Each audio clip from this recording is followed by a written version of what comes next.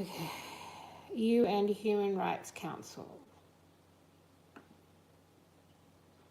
Sorry, I'll be opens with the you in door just to a a new minute, form of okay? discrimination, which we can call neurodiscrimination. Employers, insurers, and institutions may misuse neurodata to assess They have no right to do this cognitive to us, abilities, Ma. emotional states, or predispositions, leading to biased hiring processes, unequal access to services, or unjustified exclusion from opportunities. This could deepen existing social inequalities and create a new class of marginalized individuals based on their neural characteristics. We're concerned also with security vulnerabilities. Number 4. Neurotechnologies that connect brain activity to digital networks pose significant cybersecurity risks. If hacked, such technologies could enable unauthorized access to private thoughts, expose individuals to identity theft, or even allow external actors to influence neural activity remotely. This makes neurotechnologies a potential target for cyber attacks that could compromise both individual privacy and public security. Given these challenges, it is imperative to establish neuro rights, a new category of human rights aimed at protecting dignity and autonomy of individuals in the face of these emerging technologies. My report proposes 5 fundamental neuro rights. The first one is mental privacy, protection against unauthorized access to neural data. The second, personal identity, safeguarding the integrity of an individual's cognitive and emotional self. The third, free will, ensuring that individuals remain in full control of their thoughts and decisions. The fourth, non-discrimination, preventing biases in access to and use of neurotechnologies. And the fifth and last is equitable access, guaranteeing that all individuals, regardless of socioeconomic status, benefit from neurotechnological advancements. Now, recommendations. To address these concerns, my report urges stages 2. First, to develop regulatory frameworks. National and international laws must govern the use of neurotechnologies to ensure they respect human rights. This includes defining clear guidelines on how neurodata should be collected, processed, and stored.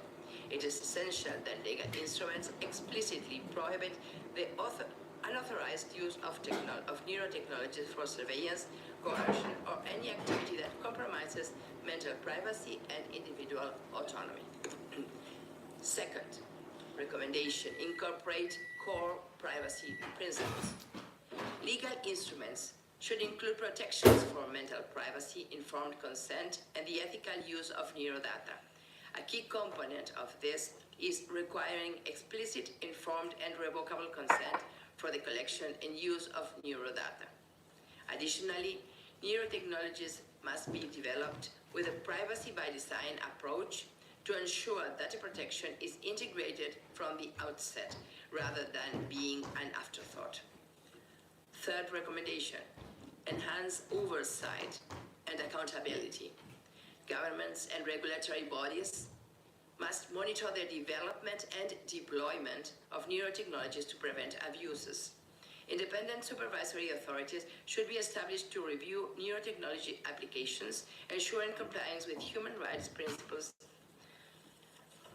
Also, mechanisms for redress and accountability must be accessible to individuals whose neurodata has been misused, including legal pathways for addressing violations. Fourth, and last recommendation, promote public awareness and ethical discourse. Education and transparent discussions about neurotechnologies will empower individuals to make informed decisions about their use. Raising awareness about the risks and benefits of neurotechnologies should be a priority, ensuring that both policymakers and the public understand the implications of these advancements. Ethical discussions should also include multidisciplinary input, drawing from neuroscience, law, ethics, and human rights to create comprehensive and balanced regulatory frameworks. Concluding, The regulation of neurotechnologies is not just a legal imperative, it is a moral one. We must act now to establish safeguards that will ensure these powerful technologies serve humanity rather than exploit it.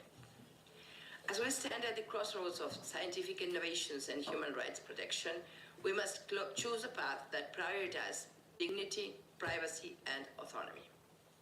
I call upon all member states, international organizations, and stakeholders to work together in adopting regulatory measures that uphold these principles. Let us ensure that, in the pursuit of technological progress, we do not compromise the very essence of what makes us human. This is our thoughts, our identity, and our free will. Muchas gracias. Now, I will tell you about my country visits. Sorry. I conducted my second official country visit to Mauritius from November to December 2023. Mauritius was the first African country to ratify Convention 108 of the Council of Europe and has a strict data protection system. The challenge for Mauritius is not in the legal framework, but in the implementation of its security procedures in the information systems.